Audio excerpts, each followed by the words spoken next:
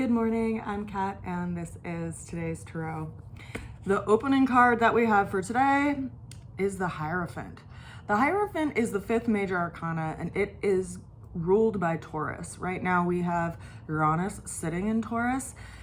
Uranus is a planet of unexpected change, unavoidable change, that actually moves and shifts situations in our life that stand in the way of our progress. Now, Taurus is typically associated with our beliefs, our stability, our financial situation as far as the money that we have on hand. And what's important to consider about this energy is that Uranus it goes through every sign over a period of 7 years. So it's been creating this change and upsetting this area of our life for the last several years.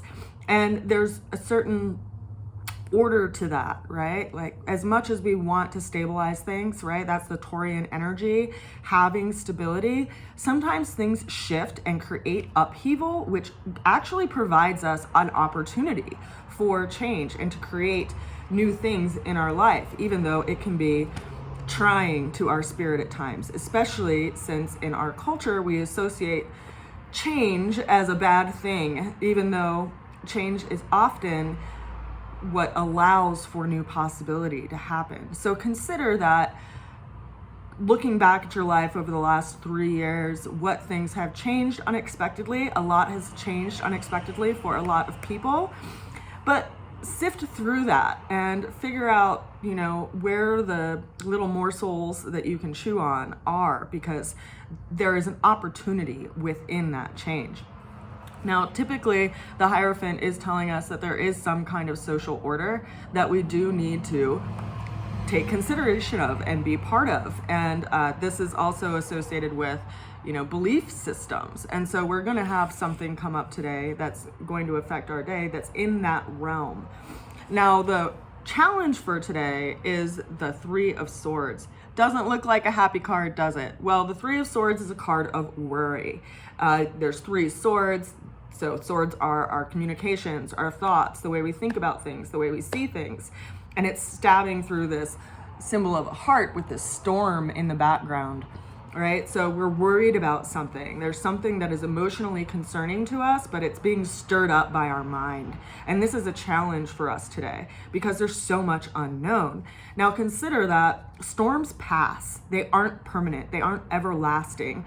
So it's just a process of going through something, and watch what you are actually worried about, because that can give you a signal as far as where you should be putting your attention to nourish yourself and create stability again. Now, the way we're going to work through the challenge that we have for today, two cards came out together. We have the Justice card and the Ace of Pentacles. Now, the Ace of Pentacles is all about possibility and a new opportunity. It's as if someone is handing you a coin, and with that coin, you have the potential to do different things with it, right? It's like payday, like, oh my gosh, I finally have money. I can go do something that I want, or buy groceries, or pay my bill, or whatever. It's this offering from the divine that comes through this situation today, comes through the storm. And along with that, we also have the Justice card. And the Justice card is this card of relationship and exchange. And consider that we're getting an opportunity to exchange in a new way, to interact with people in a new way. And it's affecting our belief system. It's affecting how we see the world and what we value.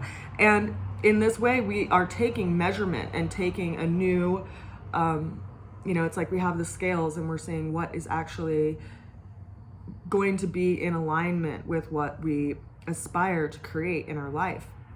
And that happens within this opportunity. Now, the overall energy that we have for today is the Ace of Cups. It's so interesting because we have two aces, two single digits. And this Ace of Cups is a card of vulnerability.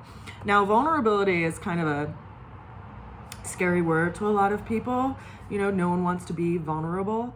And yet, when we have that openness, again, that openness allows for new things to come in versus being totally closed off and sure and certain. So there is this new emotional opening that comes through all of the worry and conversations, measuring things, weighing things, and ultimately this exchange. Now, something I've been reflecting on recently in the last few days is that I've pretty much for the last number of years lived by myself.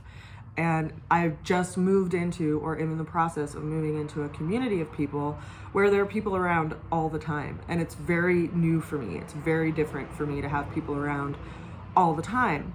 And yet what I've witnessed in that, what I have observed in that, is that there are times when we can get into a headspace that can be very certain, and it stares the glare at ourselves. And I've witnessed this in other people, and it's caused me to reflect on myself in ways of how I do this to myself, and also having compassion for where everybody's at, because we can get into these mental spaces, and if we're not around other people who can actually draw a new perspective or call us out for the BS that we are seeing in ourselves, then we can just stay in that isolated state and be totally certain and fixated on how we see things and how we see ourselves, or how we see the reflection of our life.